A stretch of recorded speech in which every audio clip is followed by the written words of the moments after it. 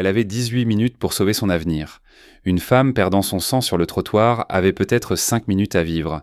Que choisiriez-vous ? C'est l'histoire vraie de la façon dont un choix, fait en moins de 10 secondes, a détruit tout ce pourquoi une jeune fille timide avait travaillé avant de changer sa vie à jamais. Philadelphie, 16 octobre, 6h41 du matin. Laia Harris courait à toute vitesse dans les rues désertes. Son manuel de soins infirmiers serré contre sa poitrine, son souffle formant des nuages blancs dans l'air froid. 12 pâtés de maison jusqu'au campus, 18 minutes avant l'examen final. Si elle arrivait avec ne serait-ce qu'une minute de retard, les portes se fermeraient et sa bourse disparaîtrait. 3 années de travail seraient sans perdu. Cette jeune fille timide avait tout sacrifié pour arriver ici. Des semaines de travail de 20 heures, le nettoyage des dortoirs, 3 tenues vestimentaires en rotation, des études jusqu'à 2 heures du matin et un lever à 5 heures. Elle ne demandait jamais d'aide, ne se plaignait jamais, ne créait jamais de problème. Plus que 18 minutes avant de prouver qu'elle avait sa place ici. Puis elle l'a vue. Une femme âgée était tombée à l'arrêt de bus. Un manteau de créateur trempé de rosée, une main pressée contre son cou. Du sang rouge foncé s'écoulait entre ses doigts. Son autre main se tendait vers le vide. Et voici ce qui a brisé le cœur de Laia. Les gens passaient sans s'arrêter. Un homme d'affaires a jeté un coup d'œil, a regardé sa montre et a continué son chemin. Une femme avec une poussette a traversé de l'autre côté. Un jogger est passé en courant, écouteurs aux oreilles, le regard fixé droit devant. Personne ne s'arrêtait. Les lèvres de la femme devenaient grises. Sa respiration était superficielle, désespérée. Dans la tête de Laia, une alarme a retenti. 16 minutes. Elle se retrouva soudain dans cette chambre d'hôpital, il y a 5 ans, regardant sa mère mourir pendant que les médecins disaient « Nous avons fait tout ce que nous pouvions ». L'ambulance avait mis 40 minutes. Sa mère avait payé cela de sa vie. La femme a chuchoté « S'il vous plaît, ne me laissez pas ». Laia a regardé son téléphone. L'heure de l'examen qui déterminerait tout, puis la femme mourante pendant que le monde passait son chemin. Ses mains tremblaient lorsqu'elle est tombée à genoux. Mais au moment où ses doigts ont touché le cou de la femme, tout a changé. Les tremblements ont cessé. L'entraînement a pris le dessus. Vérification des voies respiratoires, contrôle de l'hémorragie, surveillance de la respiration, pouls faible. Son manuel était tombé dans une flaque s'imprégnant d'eau sale et de sang, mais elle ne l'a pas remarqué. Ce qui aurait dû être un moment inspirant ressemblait plutôt au spectacle de son avenir se vidant de son sang aux côtés d'une inconnue. Elle ne savait pas que cette femme était Margaret Ward, un nom qui figurait sur les ailes des hôpitaux de toute la ville. Elle ne savait pas qu'un PDG viendrait la voir à minuit. Elle ne savait pas que ce choix poignant dévoilerait un complot, détruirait une carrière et prouverait que ceux qui sacrifient tout finissent parfois par tout récupérer. Mais d'abord, elle allait tout perdre. L'ambulance est arrivée 13 minutes plus tard. À ce moment-là, son examen avait déjà commencé. Les portes s'étaient fermées, son avenir s'était envolé et elle ignorait totalement ce qui allait se passer ensuite. Laia maintenait la pression sur la plaie de la femme. Les voies respiratoires étaient brûlées dégagées, les signes vitaux surveillés. Lorsque les secouristes ont sauté du véhicule, l'un d'eux a regardé la patiente et s'est figé. C'est Margaret Ward, ce nom ne signifiait rien pour Laia. Elle a reculé, son uniforme était taché, ses mains collantes de sang rouge foncé. Une ambulancière aux yeux bienveillants a touché son épaule. « Tu lui as sauvé la vie. Encore 5 minutes, et nous n'aurions pas réussi. » Mais Laia vérifiait son téléphone. 7h07. 7 minutes de retard. Elle s'est mise à courir. Le bâtiment de la faculté de soins infirmiers se dressait devant elle. Elle a monté les escaliers 3 à 3, a fait irruption par les portes, ses chaussures couinément sur le sol poli. Salle 304. La porte était fermée. Par la fenêtre, elle voyait ses camarades penchés sur leurs examens. Les crayons bougeaient en silence. Elle a frappé doucement, puis plus fort. La doyenne Linda Vaughn a ouvert la porte. 45 ans, cheveux argentés tirés en arrière, des yeux ayant oublié la chaleur humaine. Elle a regardé Laia, le sang, le désespoir, et son expression n'a pas changé. « Miss Harris, l'examen a commencé il y a 7 minutes. Je sais, je suis vraiment désolé. Il y a eu une urgence. Une femme est tombée et... Les portes ferment à 7h. Aucune exception, c'est la règle. Mais elle mourait. Je suis étudiante en soins infirmiers. Je ne pouvais pas simplement passer mon chemin. » Linda a regardé le sang avec un dégoût à peine dissimulé. « Personne ne vous a demandé de sauver qui que ce soit, Miss Harris. Votre responsabilité ce matin était d'être dans cette salle à 7h. Vous avez échoué. » Les mots ont frappé comme une gifle. « S'il vous plaît, cet examen détermine ma bourse. Si vous avez échoué, alors peut-être auriez-vous dû y penser avant de jouer au héros. » Linda a regardé sa montre coûteuse. Cet établissement ne fait aucun compromis pour des décisions émotionnelles. Vous êtes marquée comme absente. Échec automatique. La porte s'est refermée avec une finalité silencieuse. Par la fenêtre, Laïa voyait tôt sa place vide. 3e rangée, côté gauche, là où elle s'imaginait enfin prouver qu'elle était assez bonne. Elle est restée debout dans le couloir pendant que les étudiants passaient, louchant sur le sang sur ses vêtements avant de détourner le regard. Quelqu'un a chuchoté, quelqu'un a ri. Dans les toilettes, Laïa a lavé le sang de ses mains. Il avait séché sous ses ongles, dans les plis de ses paumes, dans ces lignes qui, disent les gens, racontent votre avenir. Elle a frotté jusqu'à ce que sa peau soit à vif. La lettre est arrivée le jour même.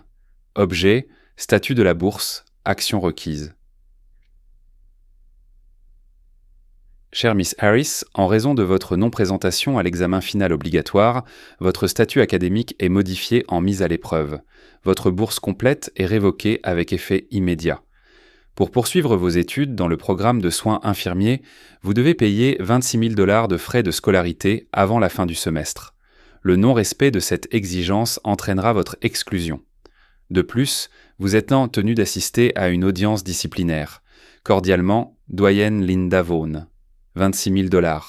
Laïa a relu la lettre 3 fois.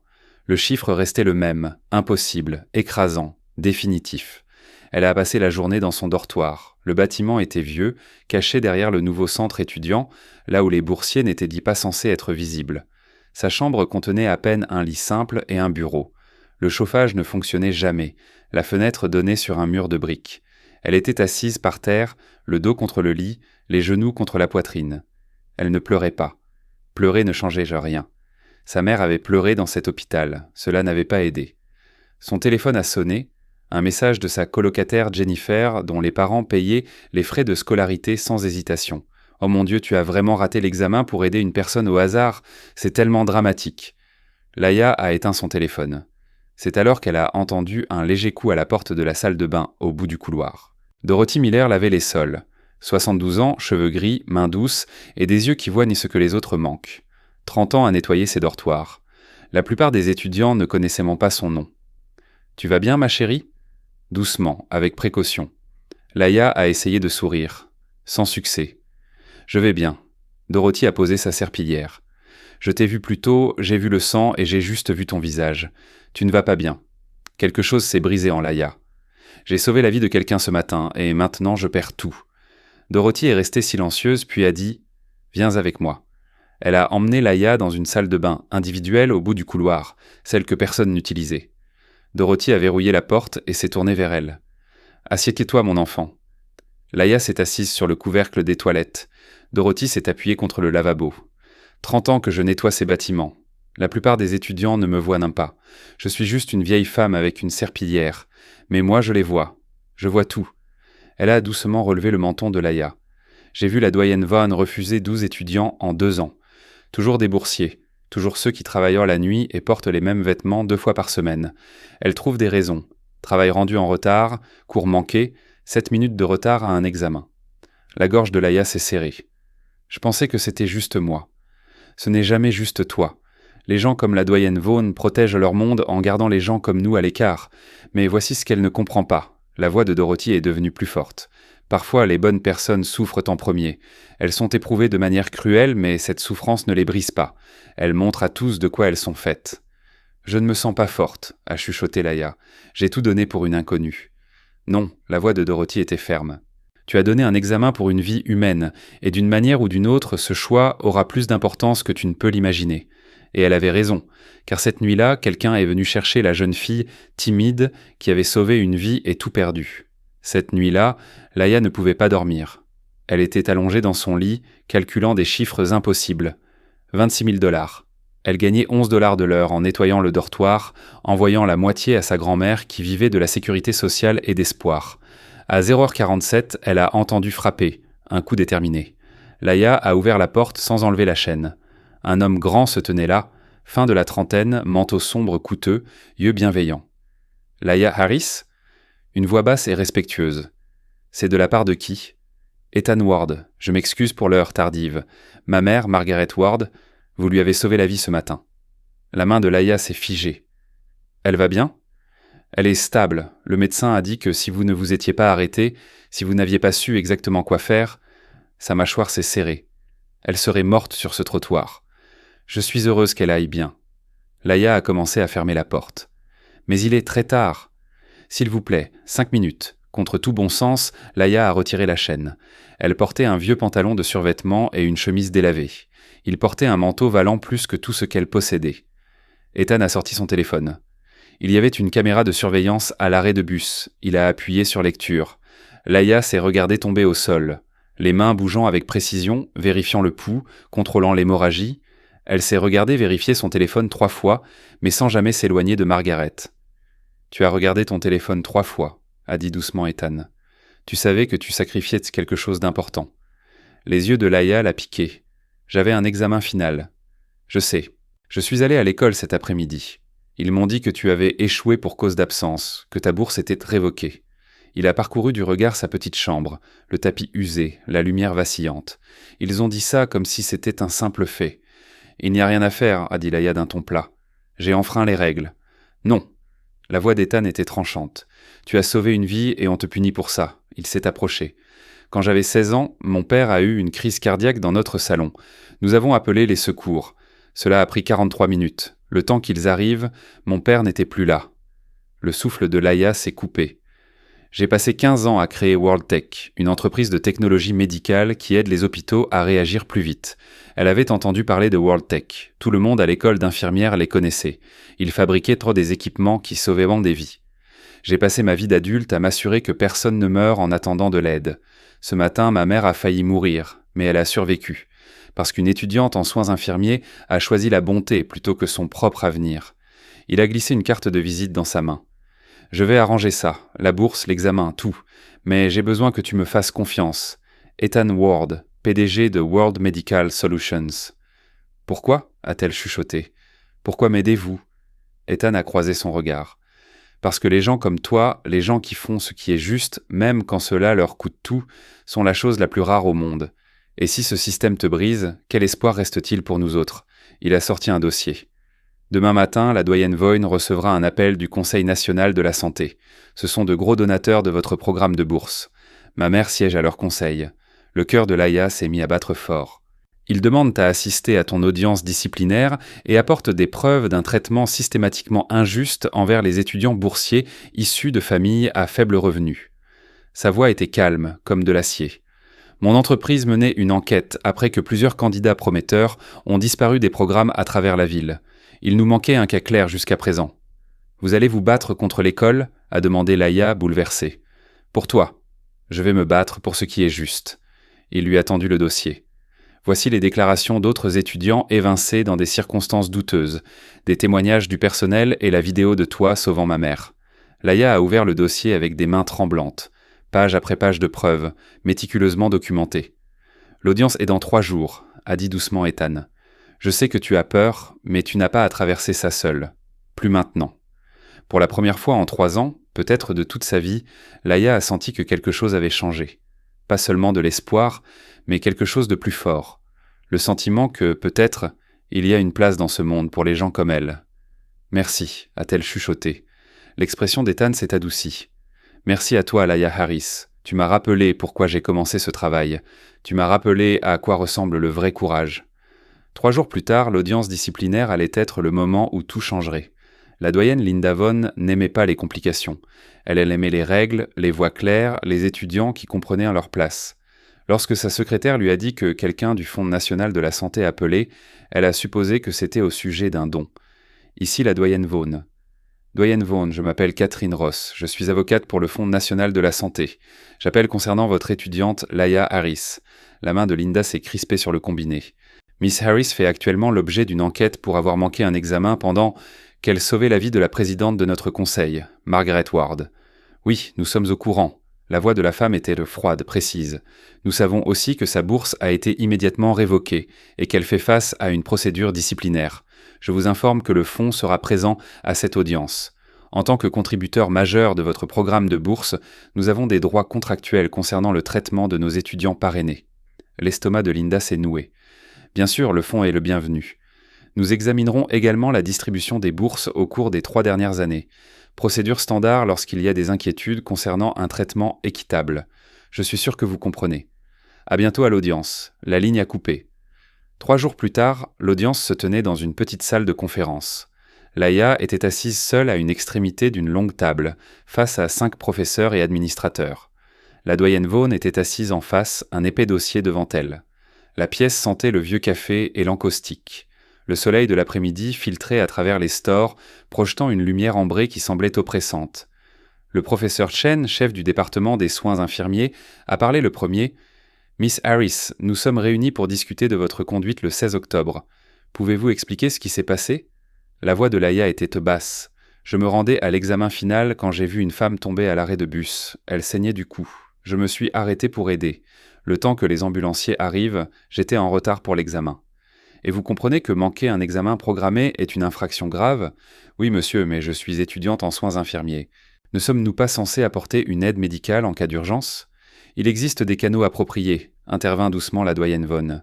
Comme appeler une ambulance et non jouer aux secouristes sans supervision et utiliser cela comme excuse pour un échec académique. Laïa a tressailli. Je ne jouais pas, j'ai été formée. Je savais ce qu'il fallait faire. Linda a ouvert son dossier de manière délibérée. Discutons de votre conduite générale. Au cours de l'année passée, vous avez rendu 2 travaux en retard, manqué 3 cours et remis en question à plusieurs reprises les protocoles établis lors des discussions, suggérant que nos méthodes étaient insuffisantes. J'ai rendu ma candidature en retard parce que je travaillais 20 heures par semaine pour soutenir ma grand-mère, a dit Laïa, la voix tremblante. J'ai manqué des cours parce que mon service à l'hôpital s'éternisait. Je n'ai jamais dit que les méthodes étaient insuffisantes. Je posais des questions sur de nouvelles recherches. Des questions suggérant que vous en savez plus que vos professeurs, a coupé froidement Linda. Ce n'est pas juste. Qu'est-ce qui n'est pas juste ?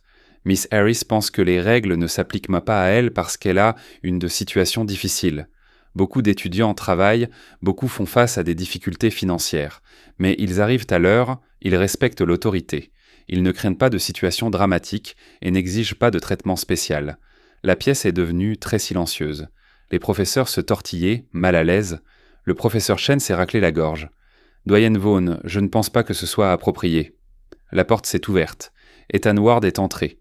Il était suivi d'une femme en tailleur gris avec une mallette, Catherine Ross, puis de Dorothy Miller dans son uniforme de femme de ménage, se déplaçant avec une dignité silencieuse. Et enfin, Margaret Ward. Un bras en écharpe, le visage pâle mais les yeux flamboyants. Linda s'est levée brusquement. « C'est une audience à huis clos. Vous ne pouvez pas… » « En fait, nous le pouvons, » a dit Catherine Ross en posant résolument sa mallette sur la table. Selon l'article 7 de l'accord de bourse du Fonds national de la santé, nous avons le droit explicite d'assister à toute audience concernant nos étudiants parrainés. J'ai une copie de l'accord que vous avez signé il y a 3 ans. Elle a posé sur la table un dossier bien plus épais que celui de Linda. Nous avons mené une enquête au cours des dernières 72 heures. Votre assistant administratif a été très utile en nous fournissant les registres des bourses. Merci de tenir une documentation détaillée. Le visage de Linda a blêmi. Vous n'aviez aucun droit. Nous avions tous les droits selon notre accord. Catherine a calmement ouvert le dossier. En 3 ans, 14 étudiants boursiers intégraux ont été exclus ou forcés d'abandonner. Tous les 14 sont issus de familles à faible revenu. Tous les 14 ont été renvoyés pour des infractions mineures, devoirs en retard, problèmes d'assiduité, problèmes de comportement. Elle a regardé attentivement l'assistance. Parallèlement, nous avons découvert 3 cas documentés où des étudiants issus de riches familles de donateurs ont manqué des examens entiers et ont simplement obtenu un rattrapage sans mesure disciplinaire. Un étudiant a manqué 4 cours en un semestre et n'a reçu aucun avertissement. Le professeur Chen avait l'air pâle. « Linda, est-ce vrai ?» Catherine a continué. « Nous avons aussi des lettres de la doyenne Vaughan au comité d'admission recommandant de réduire le nombre de places boursières, des lettres décrivant les étudiants boursiers comme des problèmes et inadaptés à notre culture institutionnelle. L'une d'elles indique spécifiquement qu'accepter trop d'étudiants de familles à faible revenu pourrait nuire à la réputation de l'école auprès des donateurs potentiels. Le silence était assourdissant. Margaret Ward a fait un pas en avant, se déplaçant avec précaution mais avec une détermination indéniable. Sa voix était calme, mais elle a rempli chaque recoin de la pièce. Je mourais sur ce trottoir, les voitures passaient entre. Les gens m'évitaient, comme si j'étais invisible. Juste un autre problème gênant. J'étais terrifié. Je pensais que c'était dans mes derniers instants. Mais cette jeune femme, elle a pointé Laïa du doigt, elle m'a vu. Pas mon nom, pas mon titre, pas mon argent. Elle a vu un être humain qui avait besoin d'aide, et elle a sacrifié tout ce pourquoi elle travaillait pour me sauver la vie. Les yeux de Margaret ont parcouru le panel, s'arrêtant sur la doyenne Vaughan. Si vous la punissez pour cela, si vous lui dites que la compassion est une erreur, que la gentillesse est une faiblesse, et que sauver une vie est moins important que des règles arbitraires, qu'enseignez-vous à la prochaine génération? Quel système de santé préparez-vous?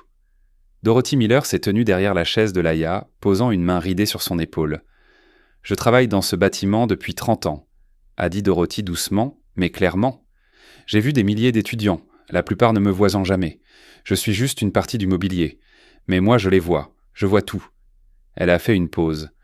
Cette jeune femme nettoie le dortoir le week-end, elle dit « S'il vous plaît, et merci à tout le monde, même aux agents d'entretien. » Elle demande des nouvelles de mes petits-enfants en les appelant par leur nom. Elle tient les portes, elle étudie jusqu'à minuit, puis rentre seule dans le noir parce qu'elle ne peut pas se payer la navette.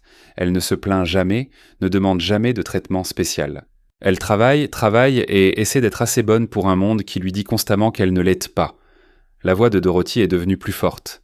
J'ai regardé la doyenne Vaughan évincer systématiquement des étudiants comme Laïa, des étudiants qui travaillent dur, qui se soucient profondément des autres, qui seraient devenus des infirmiers exceptionnels. Je me suis tue, parce que les gens comme moi ne parlent pas dans des salles comme celle-ci. Mais pas aujourd'hui. Aujourd'hui, je vous dis que Laïa Harris a sa place ici plus que la plupart des étudiants que j'ai vus. Elle a le cœur d'une véritable soignante. Le professeur Chen a regardé la doyenne Vaughan. « Linda, je pense que vous devriez sortir pendant que nous continuons. Sortez, Linda, maintenant. » Linda a ramassé ses papiers avec des mains tremblantes et est sortie. La porte s'est fermée avec un clic doux qui a sonné comme une fin. Catherine a posé les documents sur la table. Nous avons des déclarations de 12 anciens étudiants boursiers, décrivant des expériences similaires, des témoignages de 4 membres du personnel, et ceci... Elle a lancé la vidéo des caméras de sécurité sur une tablette. Le comité a regardé en silence Laïa tomber à genoux près de Margaret, les mains bougeant avec précision, vérifiant le téléphone 3 fois, mais sans jamais quitter la femme. « Ceci, a dit doucement Catherine, ressemble à une infirmière. C'est ce que nous devrions cultiver, pas réprimer. » Le professeur Chen a regardé Laïa avec de nouveaux yeux. « Miss Harris, votre examen sera reporté. Votre bourse sera entièrement rétablie, et au nom de cet établissement, je vous présente mes excuses. Ce qui vous est arrivé n'aurait jamais dû se produire. Mais ce moment inspirant n'était que le début. La véritable guérison était encore à venir. La nouvelle s'est répandue comme une traînée de poudre. Au matin, l'histoire était partout.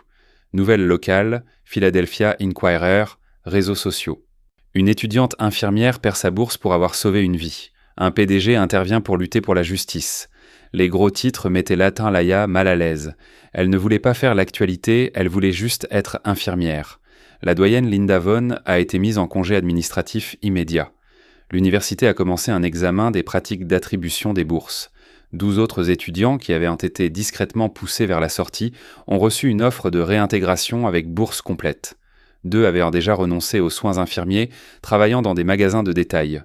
Leurs rêves étaient emballés, mais ils revenaient lentement, prudemment, apprenant à espérer de nouveau. L'examen de Laïa a été reporté. Elle a étudié avec une nouvelle concentration. Pas pour prouver quelque chose à l'école, mais parce qu'elle croyait enfin qu'elle méritait d'être là. Elle a réussi l'examen avec la note la plus élevée de sa classe. Un mardi matin froid, Ethan est venu à son dortoir.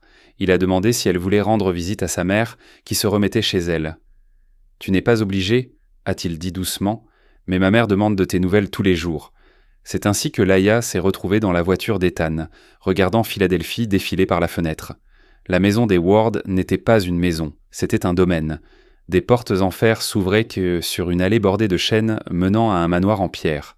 Ethan a dû voir son visage. « Je sais que c'est excessif. Ma mère menace constamment de la vendre et de déménager quelque part de normal, mais elle aime avoir de l'espace pour des événements caritatifs. » Margaret attendait dans un salon baigné de soleil, enveloppée dans une couverture crème. Son bras était toujours en écharpe. Lorsque Laïa est entrée, le visage de Margaret s'est transformé, chagrin, gratitude et joie à la fois. « Viens ici, mon enfant, » a-t-elle dit en prenant la main de Laïa. « Je te dois la vie. »« Vous ne me devez rien, » a dit doucement Laïa. « Alors laisse-moi te dire merci comme il se doit. Assieds-toi avec moi, parle-moi de toi. » Elles ont parlé pendant plus d'1 heure. Laïa a partagé des choses qu'elle n'avait jamais racontées à personne. La mort de sa mère dans cet hôpital froid, l'ambulance arrivée trop tard, la peur de ne pas être assez forte pour faire une réelle différence, la façon dont elle étudie jusqu'à ce que ses yeux la brûlent, terrifiée qu'une seule erreur prouve qu'elle n'a pas sa place ici. Margaret écoutait avec une attention profonde qui semblait être un cadeau, le genre d'attention qui vous fait sentir vraiment vue. Quand Laïa a fini, Margaret était restée silencieuse. Puis elle a dit « Mon mari est mort il y a 10 ans. Crise cardiaque. Nous avons appelé à l'aide immédiatement, mais le système nous a laissé tomber. Ethan avait 22 ans. Il tenait la main de son père pendant que nous attendions l'ambulance, qui devait arriver en 8 minutes mais en a mis 43. J'ai regardé mon fils grandir pendant ces 43 minutes. Je l'ai vu comprendre que l'argent et le pouvoir ne signifient rien quand le système est brisé. » Elle a regardé Ethan qui se tenait près de la fenêtre, les épaules tendues. Il a construit toute son entreprise à cause de ce jour-là. Chaque technologie, chaque protocole d'urgence, c'est lui essayant de sauver son père encore et encore. Ethan s'est tourné lentement. Ses yeux ont rencontré ceux de Laïa et elle a compris. Ils étaient pareils, tous deux façonnés par des personnes qu'ils n'avaient pas pu sauver. Tous deux essayant de transformer le chagrin en but. « Ta mère serait si fière de toi », a dit doucement Margaret. « Tu es devenu exactement ce qu'elle espérait. Quelqu'un qui voit les gens, qui aide, qui ne détourne pas le regard. » Les yeux de Laïa se sont remplis de larmes. Elle avait passé 3 ans à se demander si elle était assez bien, si elle avait sa place ici. Mais assise dans cette pièce avec 2 personnes qui avaient aussi perdu quelqu'un à cause d'un système défaillant, elle a senti que quelque chose changeait. Pas tout à fait une guérison. La blessure était toujours là, mais peut-être le début d'une guérison. Quand il fut temps de partir, Ethan l'a raccompagnée à la voiture. Le soleil se couchait, peignant le ciel d'ambre, de rose et de violet. « Merci », a dit doucement Laïa. Pour tout, pour l'écoute, pour l'avocat qui s'est battu pour moi quand personne d'autre ne l'aurait fait. Tu n'as pas besoin de me remercier. La voix d'Ethan était douce mais ferme. Tu as sauvé la vie de ma mère. Tu as fait ce que le système ne pouvait pas faire, ce que l'argent ne pouvait pas acheter. Tu étais là et tu ne t'es pas détourné. Il a fait une pause. Il y a autre chose. Je développe un nouveau programme de bourse via WorldTech, une couverture complète des frais de scolarité pour les étudiants infirmiers issus de familles à faible revenu. Plus une allocation de vie, pour qu'ils n'aient compté pas accumuler plusieurs emplois. J'aimerais que tu en sois la première bénéficiaire. Pas parce que tu as sauvé ma mère, mais parce que tu représentes exactement ce dans quoi nous voulons investir. Laïa ne pouvait pas parler. Elle ne pouvait que hocher la tête, les larmes coulant sur son visage. Sur le chemin du retour, ils ont peu parlé. Mais quand Ethan s'est garé devant son dortoir et qu'elle a tendu la main vers la portière, il a doucement touché son bras. « Tu as changé mon monde, Laïa Harris », a-t-il dit doucement. « Tu m'as rappelé pourquoi ce travail est important. Tu m'as rappelé à quoi ressemble le vrai courage. Et pour la première fois en 3 ans, cette fille timide qui avait si longtemps essayé d'être invisible a enfin cru qu'elle méritait d'être vue. Le printemps est arrivé à Philadelphie. Le campus s'est transformé. Les arbres fleurissaient en rose et blanc. Les étudiants abandonnaient leurs manteaux d'hiver. Les fenêtres étaient ouvertes à l'air qui sentait les nouvelles possibilités. Laïa était dans son dernier semestre. La bourse WorldTech couvrait tout. Frais de scolarité, livres, logements et frais de vie, ce qui lui avait permis de quitter son emploi de femme de ménage. Pour la première fois depuis des années, elle pouvait envoyer de l'argent réel à sa grand-mère. Assez pour les courses, sans compter les centimes, pour le chauffage, sans s'inquiéter des factures. Le programme de soins infirmiers était différent. La doyenne Vaughn avait démissionné. Le professeur Chen était devenu doyen par intérim et avait restructuré le système de bourse. Plus d'exigences vagues de adéquation culturelle, seulement le mérite, le besoin et un désir authentique d'aider les gens à guérir. 4 étudiants exclus étaient de revenus, reconstruisant leurs rêves un cours après l'autre. Ils ont formé un groupe de soutien informel, se réunissant les jeudis pour étudier et se rappeler mutuellement qu'ils méritaient point d'être là. Mais le plus grand changement s'était produit chez Laïa elle-même. Elle ne s'asseyait plus au fond, essayant de disparaître. Elle posait des questions, de bonnes questions, qui faisaient bien s'arrêter et réfléchir les professeurs. Elle contestait les protocoles obsolètes, respectueusement mais fermement. Lorsqu'un chirurgien en visite a proposé une procédure qui contredisait des recherches récentes, Laïa a levé la main et a présenté de nouvelles données. Le chirurgien a écouté, vraiment écouté. Elle devenait l'infirmière dont sa mère avait eu besoin, l'infirmière dont Margaret avait eu besoin, l'infirmière dont le monde a désespérément besoin. Un jour d'avril, Ethan est venu sur le campus pour donner une conférence sur les technologies médicales. Laïa était assise au premier rang. Quand leurs yeux se sont croisés à travers l'amphithéâtre, quelque chose est passé entre eux, Reconnaissance, respect, quelque chose de plus profond qu'aucun d'eux n'avait encore nommé. Après la conférence, il l'a trouvé. « Tu veux un café ?» Ils sont allés dans un petit café aux meubles dépareillés, buvant des cappuccinos. Ils ont parlé de leur mère, de leurs peurs, de leurs espoirs, pour un système de santé qui fonctionne vraiment. « J'ai pensé, a dit Ethan, à lancer un programme pilote, une formation aux premiers secours pour les membres de la communauté. Apprendre aux gens ce que tu as fait ce matin-là, les méthodes de stabilisation de base qui peuvent vraiment sauver des vies dans ces minutes critiques avant l'arrivée des secours. » Les yeux de Laïa se sont illuminés. C'est brillant, la plupart des gens se figent, font mal les choses ou partent simplement par peur. Tu m'aiderais à le concevoir? Tu comprends le côté technique, mais tu comprends aussi ce que signifie avoir peur mais agir quand même. Oui, a dit Laïa sans hésitation. Absolument oui. Leurs mains reposaient sur la table à quelques centimètres l'une de l'autre. Le doigt d'Ethan a légèrement bougé, effleurant sa main. Aucun des deux ne l'a retiré. Tu sais ce qui est étrange? A-t-il dit doucement. Le pire jour de ta vie, le jour où tu as tout perdu, a été le jour où la vie de ma mère a été sauvée. Le jour où je t'ai rencontré. Comment les moments qui nous brisent peuvent nous transformer en quelque chose de meilleur. Ma mère disait « Nous ne faisons que nous raccompagner les uns les autres à la maison », a dit doucement Laïa. Que chaque personne que nous rencontrons nous enseigne quelque chose ou apprend quelque chose de nous. Elle l'a regardé, cet homme qui s'était battu pour elle quand personne d'autre ne l'aurait fait. Maintenant, je commence à comprendre. Le café fermé. Ils sont retournés lentement vers le campus. Personne ne voulait que la conversation se termine. À la lisière du campus, là où de vieux lampadaires projetaient des flaques de lumière chaude, Ethan s'est arrêté. « Puis-je te dire quelque chose ? » ?»« Toujours. Tu n'as pas seulement sauvé ma mère ce matin-là.